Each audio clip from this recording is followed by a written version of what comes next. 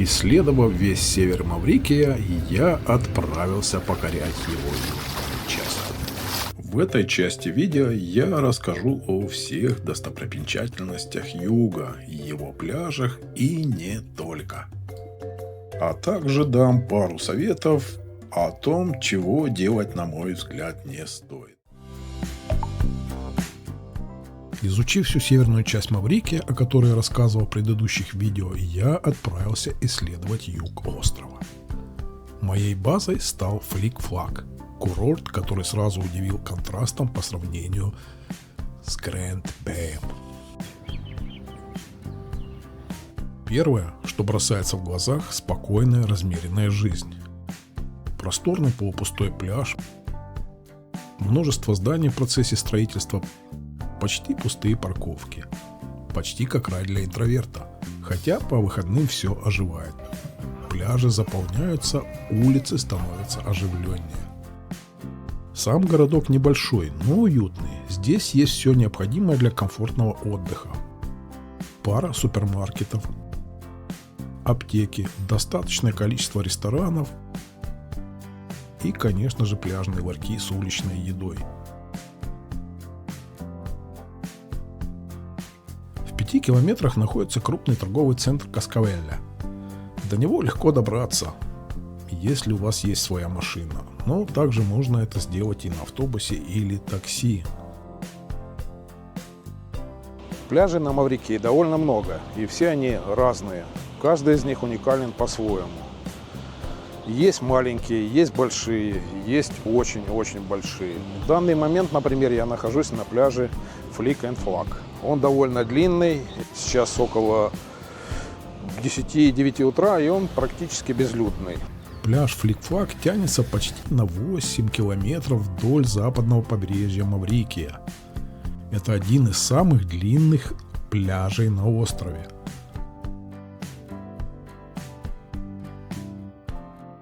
Благодаря расположению на западной стороне острова, пляж считается одним из лучших мест на острове для наблюдения за закатами.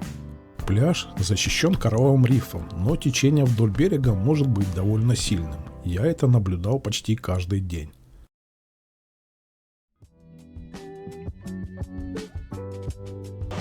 Еще бы от себя я посоветовал многим, не многим, а всем использовать тапочки для купания. Порой кажется, что пляж довольно чистый, ничего нету, но на самом деле, насколько я знаю, где бы я ни купался, вместе с маской практически везде присутствуют мелкие и большие кораллы, поэтому шанс порезать ногу довольно высок.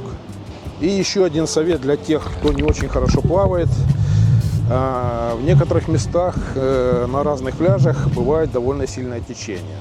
Например, как у меня за спиной, казалось бы, все спокойно, закрыт пляж от океана рифом, но отойдя от берега, отплывя метров, скажем, 50-100, вы почувствуете довольно сильное течение. Поэтому те, кто не очень хорошо плавает, лучше далеко не отплывать от берега. Все маврикийские пляжи содержатся в чистоте. И, как видите, их буквально каждое утро производят уборку на них. Также туалеты, душевые, которые находятся на пляжах, обслуживаются местными. И, в общем, там постоянно находится человек, который следит за чистотой и порядком. Так что в этом отношении в большинстве случаев здесь довольно чисто и аккуратно. Как и по всему острову, здесь много камер видеонаблюдения. Район безопасный. За все время я не заметил ни одного повода для тревоги.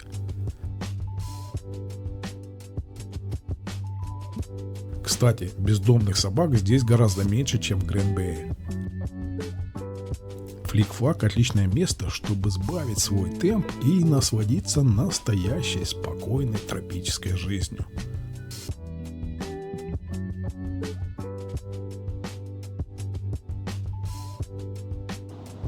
Еще одна особенность, которую я заметил в районе Флик-Флак, по-моему так, я все время забываю. Здесь очень много красивых больших домов, вилл, скажем так, или как их назвать, которые пригодны для проживания туристов, но очень многие из них пустуют. Я сейчас даже поверну камеру, сами в этом убедитесь.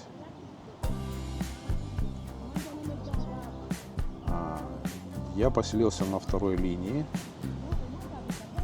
и там вся гостиница, ну это трехэтажное здание, оно, в общем-то, практически все забито туристами. А рядом строят дома.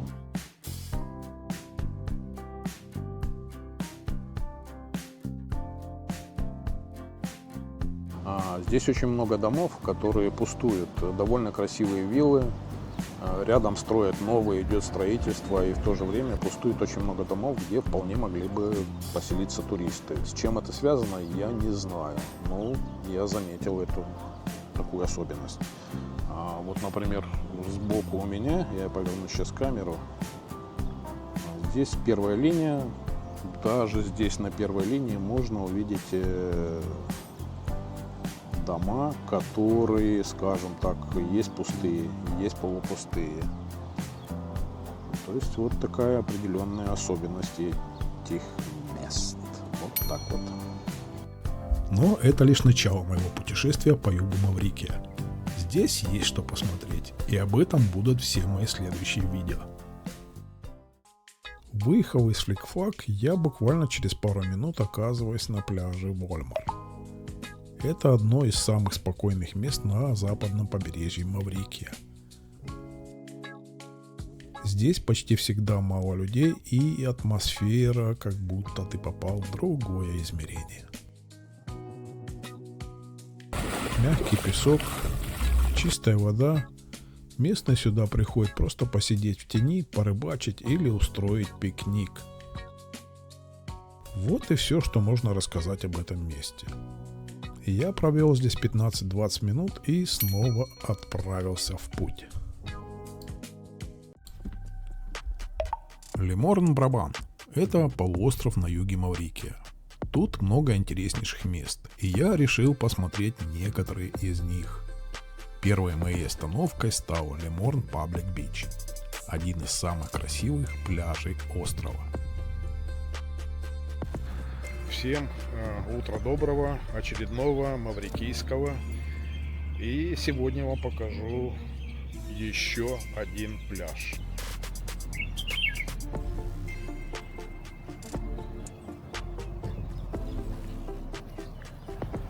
Леморн. И вот так он выглядит.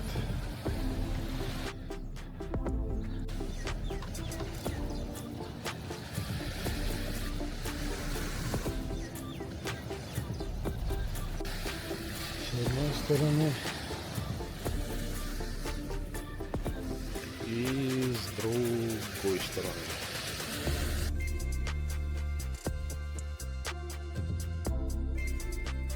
Он находится прямо у подножия горы Леморн-Брабант. Вид просто впечатляющий. Куда ни посмотри, эта гора на фоне придает всему особую атмосферу.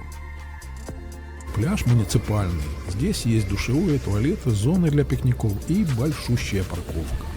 Вход в воду плавный, глубина нарастает медленно, так что купаться удобно всем, и взрослым, и детям. Интересный факт. Раньше в пещерах горы прятались беглые рабы. Об этом напоминает небольшой мемориальный парк прямо у подножия горы, недалеко от пляжа. Пляж очень просторный, даже в выходные тут не тесно. Светлый песок. Прозрачная бирюзовая вода, конечно же, закаты, они тут просто сумасшедшие.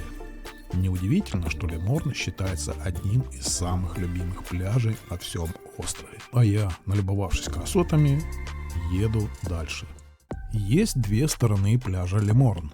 Более спокойная и менее ветреная сторона, о которой я рассказывал в прошлом видео, и вторая, которая находится на южной оконечности полуострова, где собираются любители серфинга. Туда вы попадете, проехав 1,5 километра и затратив всего лишь пару минут. Леморн, Брабант, Паблик Бич. Посмотрим.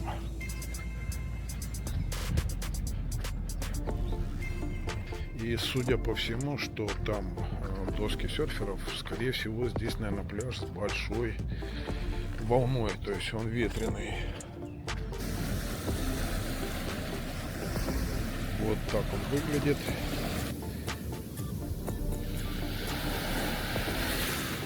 Проехав еще чуть-чуть, вас встретит огромнейшая парковка вдоль побережья. Это Леморн Кайт Лагун. Здесь вы встретите не только кайтсерферов, а и местных рыбаков, мирно сидящих с удочками у берега. Поскольку я попал сюда ранним утром, место мне показалось спокойным и малолюдным. Путешествуя на автомобиле вдоль южного побережья Маврикия, вы наверняка обратите внимание на место под названием Лагун Флайт. Здесь я сделал небольшую остановку, путешествуя вдоль побережья, увидев несколько маленьких гидросамолетов. Именно отсюда совершаются полеты к знаменитому подводному водопаду Маврикии. На месте находится небольшой импровизированный мини-аэропорт, а также открывается живописный вид на гору Леморн. Я заехал сюда уже под вечер, поэтому кроме скучающих пилотов и тракториста, буксирующего самолет, ничего интересного не застал. И поехал дальше.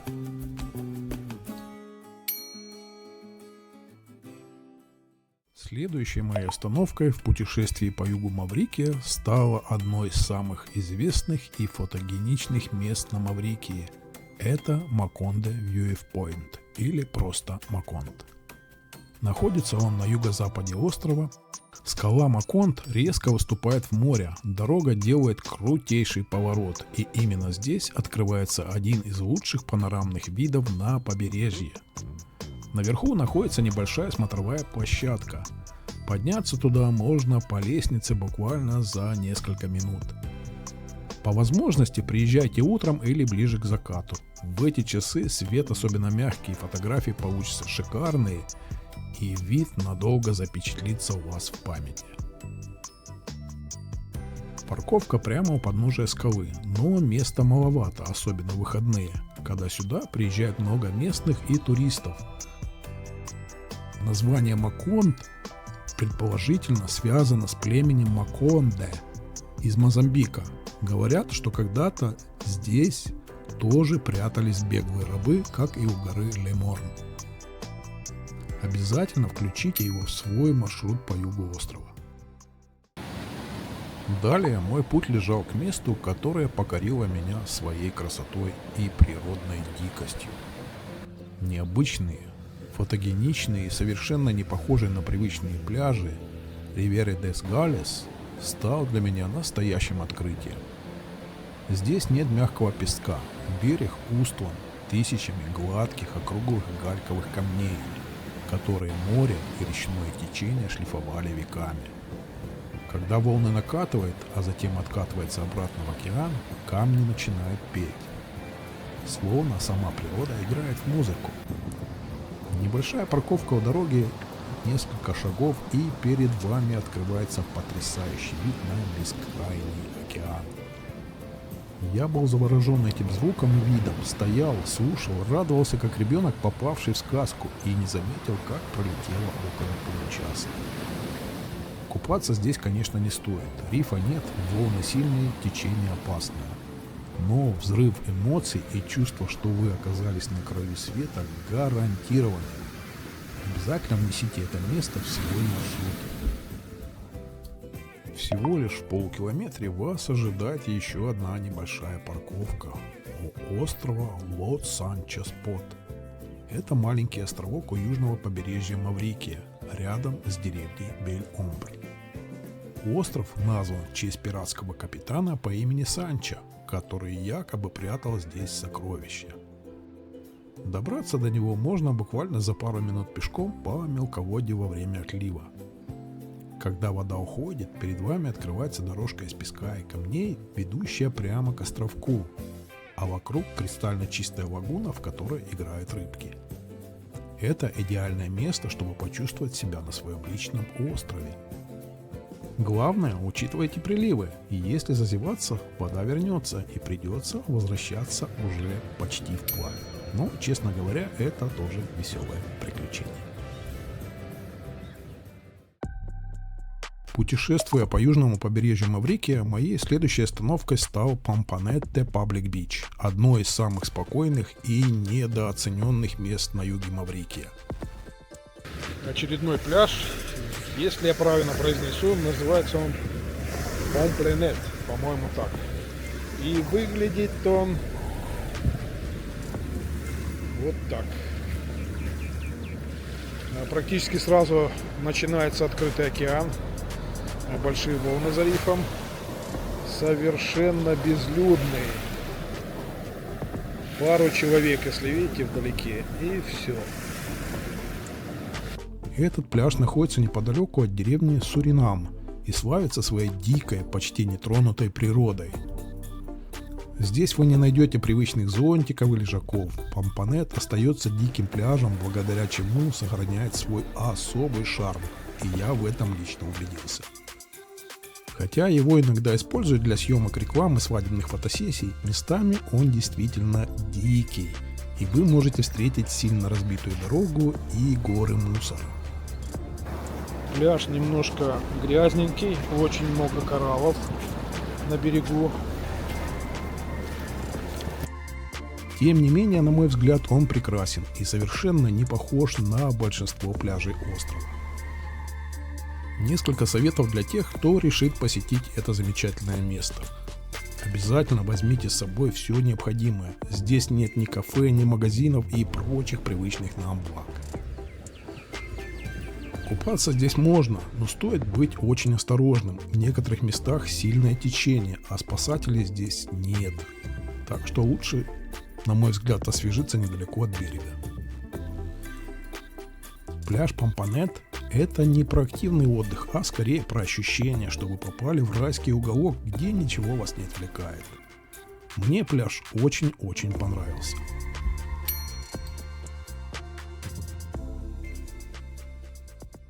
Место, которое не оставит вас равнодушным, и вы в полной мере ощутите дыхание и красоту Индийского океана. Грис-Грис. Свернув с главной дороги и проехав чуть менее километра, вы попадете на небольшую парковку, и перед вами откроется потрясающий вид. Это практически самая южная точка острова. Одна из самых необычных особенностей Грис-Грис – это отсутствие кораллового рифа, который обычно защищает побережье острова от волн.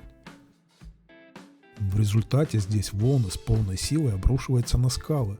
Местные называют это место пляжем без береговой линии. В ясную погоду здесь можно наблюдать, как небо сливается с водой, эффект которого трудно достичь на обрамленными рифами пляжах севера. Увы, я этого эффекта не застал. У скал Грис-Грис иногда можно увидеть оставленные подношения. Местные жители индийского происхождения считают это место как духовное, благодаря его дикой силе и энергии океана. Поскольку здесь часто ветрено и волны высокие, звук прибоя и свист ветра создает очень необычную звуковую атмосферу. Многие путешественники описывают это место как живое, будто природа тут дышит и разговаривает.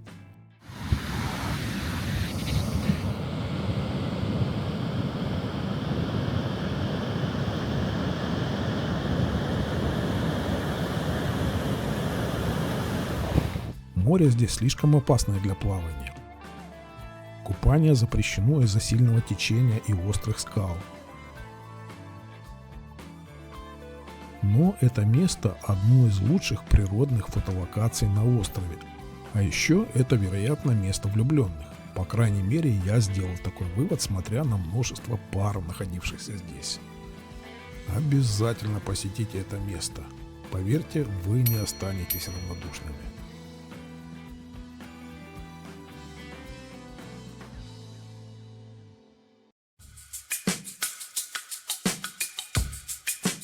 Проехав немного по горному серпантину, попадаешь в одно из самых красивых мест Маврикия – водопад Шамарель. Это одна из двух главных достопримечательностей этой части острова. Некоторые туристы, как по мне, зря недооценивают это место. Но лично для меня тут все складывается в особую атмосферу. Ощущение, что ты где-то далеко от суеты в самом сердце рая. На водопад можно посмотреть с двух смотровых площадок. Одна прямо рядом с парковкой, вторая чуть выше. Мне больше понравился вид с верхней. Оттуда водопад видно, на мой взгляд, немножко получше.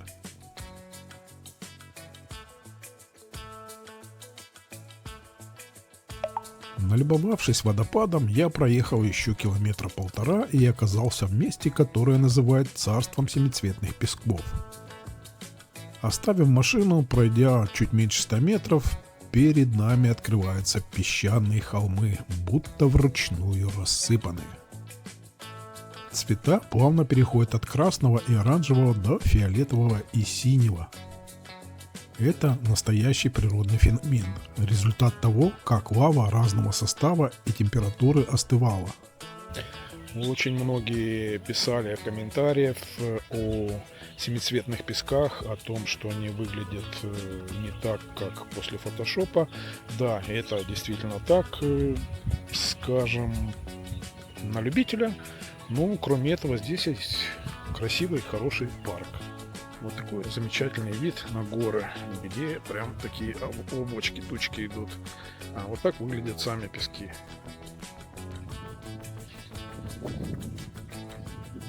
В общем, они по цветам различаются, но не так пестро и ярко, как на отфотошопленных картинках.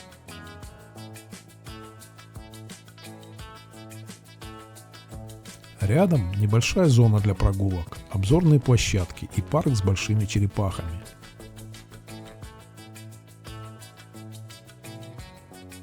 А сам путь сюда отдельное удовольствие, горный серпантин с пальмами вдоль дороги и видами на океан. По пути, кстати, есть отличная смотровая площадка в горах с шикарным видом на остров.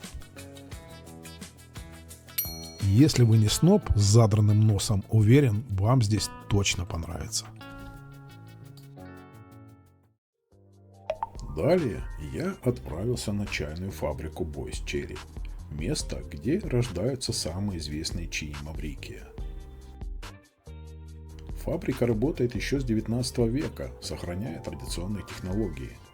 Именно здесь можно проследить весь путь от зеленых плантаций до готовой пачки чая, которую, конечно же, хочется увезти с собой домой. Изначально земли Бойс Черри использовались под сахарный тростник, но после разрушительного циклона хозяйство переключилось на чай, и уже в 1892 году здесь появилось первое чайное производство на острове. Это событие стало отправной точкой для развития чайной культуры Маврикия. К сожалению, на экскурсию я не попал, но удалось понаблюдать за разгрузкой чайных листьев.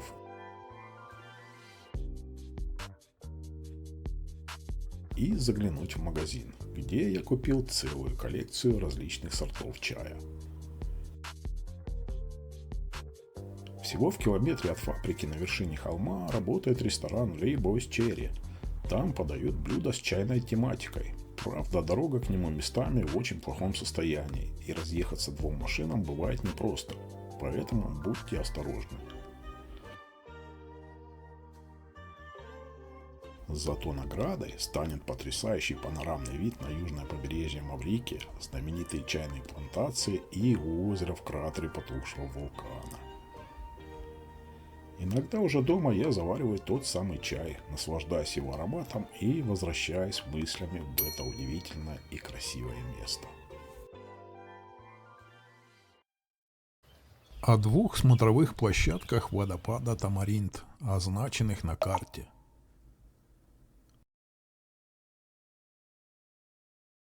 И немножко о водопаде.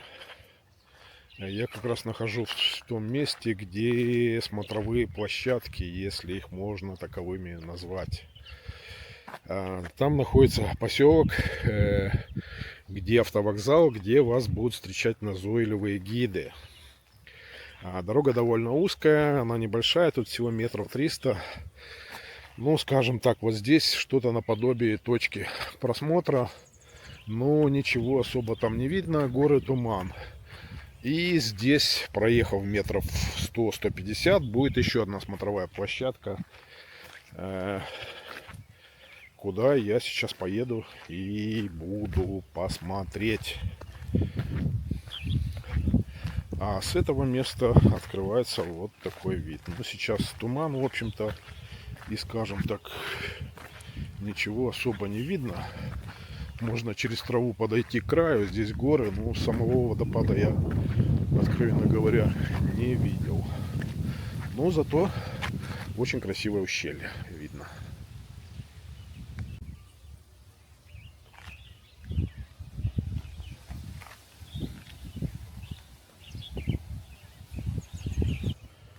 Ну вот, собственно говоря, с этой второй точки и открывается вот такой вид на водопад.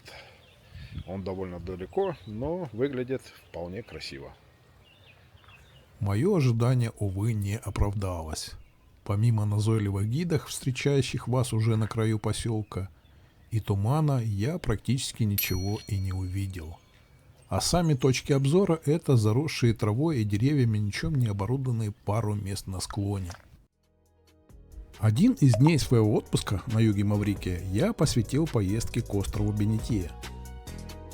Рано утром я выехал из Флик-энд-Флаг и направился в местечко Блэк-Ривер. Оно находится примерно в 15 километрах от курорта. Дорога заняла немного времени, и я уже вскоре оказался у точки отправления. Сразу дам полезный совет. Место, откуда отправляются катамараны, никак не обозначено. Это всего лишь узкий проезд к небольшой бухте, в конце которой бетонный пирс, и почти никаких ориентиров. Поэтому рекомендую приехать заранее, чтобы спокойно найти точку отправления и припарковать машину.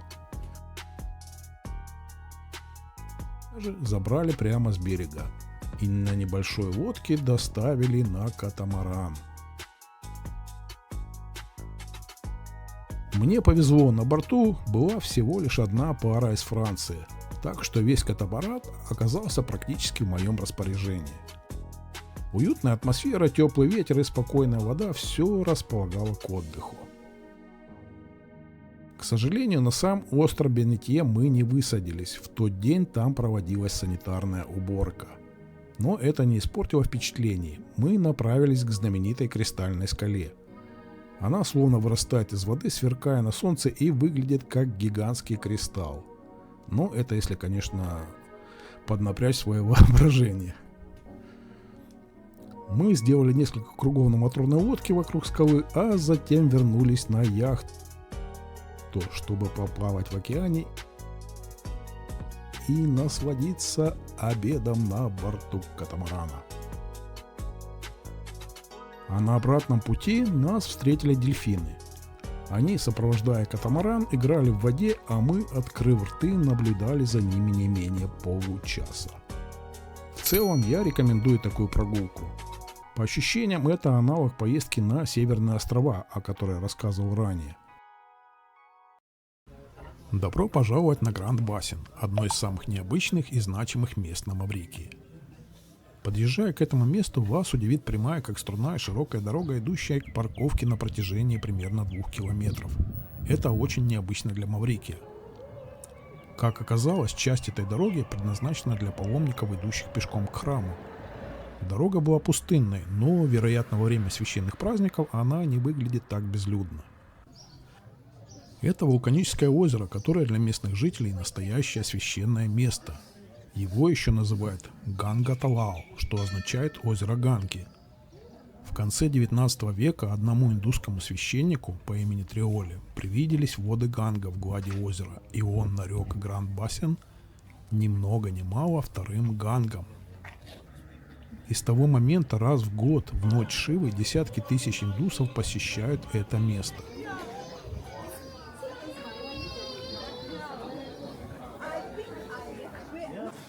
Здесь вы увидите красивые индуистские храмы и огромные статуи богов.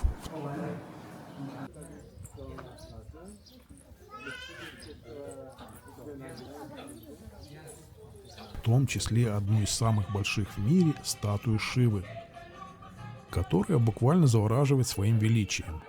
Статуя Шивы с ее трезубцем является копией с озера Сурсагар в Вододаре в Индии. Открыта она была в 2007 году, и высота ее 36,5 метров. Но Гранд Бассейн – это не только духовность, это еще и потрясающая природа вокруг горы. Зелень, спокойная атмосфера, которая просто заряжает энергией и умиротворяет. Вокруг священного озера Ганга-Талау установлены тумбы, на которые индусы складывают жертвенные дары своим богам. Как правило, это фрукты. Статуя бога Ханумана, обезьяноподобное божество. Благодаря культу этого бога в Индии кормят бездомных обезьянок. Сам храмовый комплекс очень интересен с точки зрения людей, незнакомых с индуистской культурой и верой. Кто собирается на Маврикии, наверняка слышали о водопаде Рочестер и планирует его посетить. И возникает вполне логичный вопрос, как туда лучше добраться. Преодолев определенное расстояние, вы попадаете на парковку водопада Рочестер, если я правильно произношу. По дороге сюда, в общем, сейчас стоят практически везде указатели. То есть, когда вы будете ехать по полю сахарного тростника, штук 5, наверное, указателей точно стояло. И на парковке, и когда вы подъедете, увидите такую импровизированную парковку, на которой вот известный всем дядя хороший продает различные тропические фрукты. А также предлагает свою собственную парковку, которая находится тут рядышком.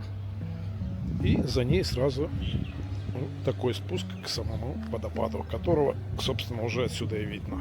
И пройдя буквально несколько метров от парковки, открывается вот такой замечательный, красивый вид на сам водопад. Природа здесь, конечно, очень замечательная, красивая, все такое зеленое, сочное.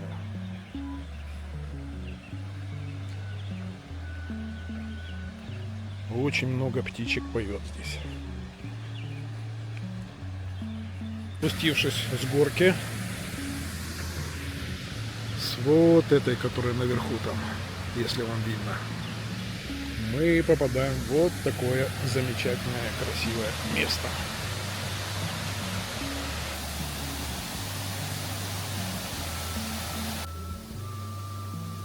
У самого водопада тоже продают кокосы, но уже с более навязчивой подачей и другим ценником. Высота падения воды около 10 метров, но цифры тут не главное. Атмосфера просто завораживает. Вода срывается вниз по мощным базальтовым колоннам, наследию древней вулканической активности, из которой, собственно, и родился остров Маврикий. Пара советов. Берите в аренду машину с высоким клиренсом. Именно такую я выбрал, о чем расскажу в одном из следующих своих видео. Не едьте туда после дождей. Даже в сухую погоду участок дороги по полю оказался непростым. Обязательно возьмите обувь для купания, поскольку дно там каменистое. А устоять перед соблазном искупаться в этой красоте просто невозможно. А я отправляюсь дальше исследовать юг Маврикия.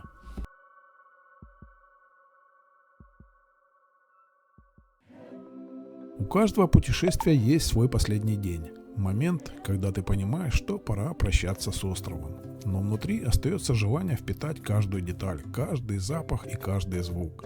Для меня таким местом последний день стал Касела Натуре Парк. По отзывам туристов мнения о нем расходятся, и изначально я даже не планировал его посещать. Но что-то подсказывало, что парк стоит внимания, и я оказался прав. Время у меня было уже позднее, поэтому я решил сосредоточиться на 3, на мой взгляд, самых интересных пунктах: львы, гигантские черепахи и сафари. Парк Касела существует с 1979 года. Все начиналось с небольшой птичьей фермы. А сегодня это целый мир площадью более 350 гектаров, где живет свыше 1500 животных. В парке есть тропические сады, вольеры с экзотическими птицами, подвесные мосты, смотровые площадки, спуск с горы на тележке и многое другое. Из-за ограниченного времени я пропустил эти зоны и направился сразу к 3 своим целям. Первой остановкой стали гигантские альдабрские черепахи. Некоторые из них старше 100 лет и весят более 200 килограмм. Здесь можно подойти близко, погладить их панцирь и угостить листьями салата. А еще я впервые стал свидетелем того, как эти неспешные великаны выражают свои чувства. Далее львы. Огромный вольер, а внутри несколько хищников и смелые любители экстрима, кормящие их с близкого расстояния. Честно говоря, это меня не особо впечатлило. Зато понаблюдать за львами со смотровой площадки оказалось действительно интересно.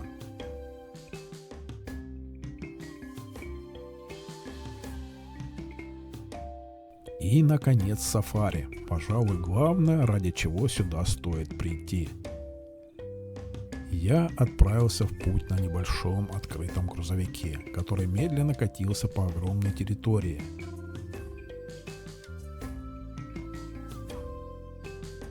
Здесь свободно гуляют зебры, страусы, антилопы и носороги. Иногда встреча с ними происходит прямо на дороге, а иногда в специально огороженных зонах. Пейзажи тоже впечатляют. Кое-где открываются красивые виды на холмы и долину. Ощущение, будто путешествуешь по Африке, хотя на самом деле ты на острове посреди Индийского океана. На выходе, перед закрытием, я заглянул в сувенирный магазин и купил небольшой посох дождя. Даже не знаю почему, но он до сих пор стоит у меня дома. Иногда я беру его в руки и слушаю мягкий шум. В голове снова оживают теплые воспоминания о Маврикии.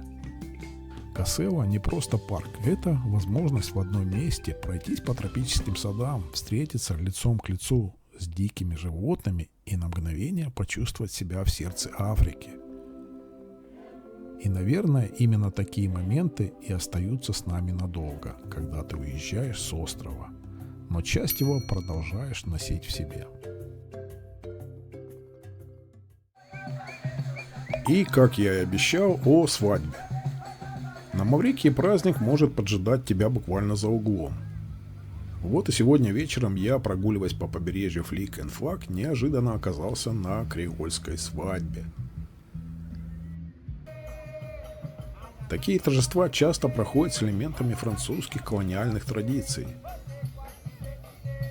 Белое платье невесты, в волосах яркие цветы франджипани, жених в легком костюме. Все просто, но так изящно, что напоминает кадры из фильма, и я не преувеличиваю. Смех, шутки, коктейли и, конечно же, ром, который здесь особенно вкусен. О нем и о некоторых других покупках я расскажу немножко позже в своем видео. Все сопровождается ритмом сеги и танцовщицами в пестрых платьях. Сега — это, можно сказать, душа Маврикии. Она родилась в колониальные времена, когда на остров привозили африканских рабов. Тогда сега была способом выразить боль, тоску и надежду. Со временем она стала праздничной музыкой и сегодня считается национальным символом. Свадьба на Маврикии — это яркий, теплый и очень эмоциональный праздник, где переплелись французский шарм, африканские ритмы и неповторимый островной колорит.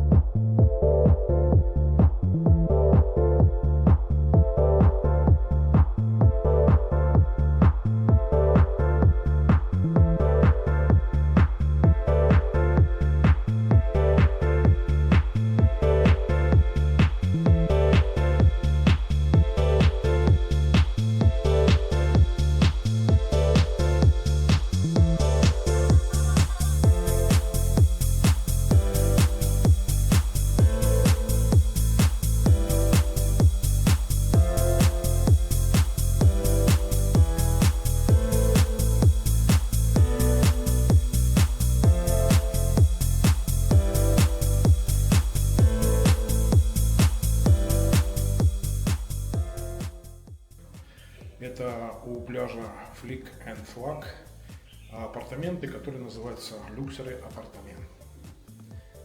Вот так это выглядит.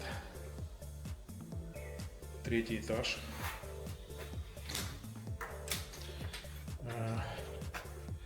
Это, скажем так, кухня и прихожая. Довольно уютно. Сами апартаменты, если не ошибаюсь, 53 квадратных метра. Есть посудомоечная машина, холодильник с морозилкой, духовки, грильница. В общем, все, что необходимо. Даже какие-то масла тут и еще чего-то. Небольшой телевизор. Ну, теперь посмотрим, что там дальше находится. Так, это, я так понимаю, туалет. Он совсем маленький. Примерно 1,20 м на 1,40 м. Ну, в общем-то, этого вполне достаточно. А это спальня и довольно большая, симпатичненько все выглядит. Есть кондиционер вверху, диван, стул, шкаф. И что очень важно, есть сушилка для белья небольшая. Ну и второе отделение, скажем так, там был отдельно туалет, а это душевая. Места, скажу честно, не очень много, но вполне хватает. Машинка стиральная и душевая.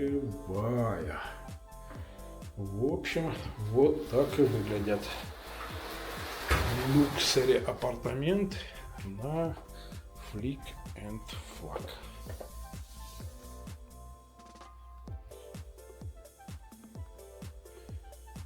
В общем-то, вот так и выглядят апартаменты. Добавить тут нечего. Сейчас еще покажу тут виды из окна. Это вид из спальни.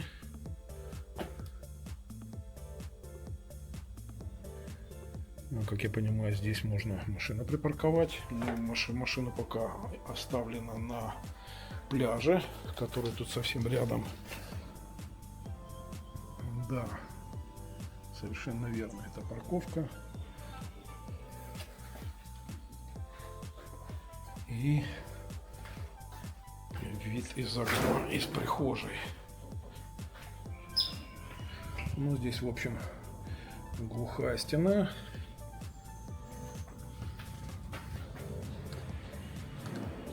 И идет небольшая стройка, о которой все писали, где, в общем-то, тарахтят.